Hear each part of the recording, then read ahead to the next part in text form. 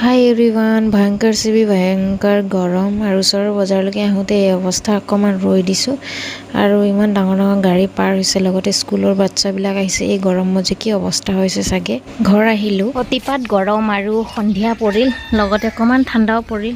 আৰু এয়া ফুল মোৰ গোটেইখিনি টাপৰ, তো এইখিনি পানী দিলোঁ। লগতে এইবাৰ লগোৱা কপৌ এই ফুল এয়া এবাৰ এবাৰ লাগা এয়া সৰিলে, শুকাল বাৰু।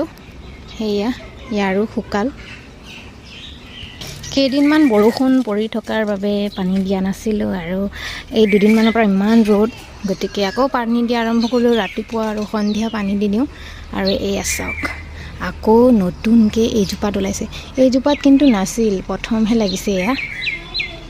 এয়া চাওক, আৰু প্ৰথমবাৰৰ পৰা মই দেখিছোঁ যে কপৌ ফুল ষ্টাৰ্টিঙৰ পৰা কেনেকুৱা লাগে দেখিবলৈ। এয়া চাওক, আৰু এয়া তিতি আছে, যিহেতুকে মাত্ৰ পানী দিছোঁ।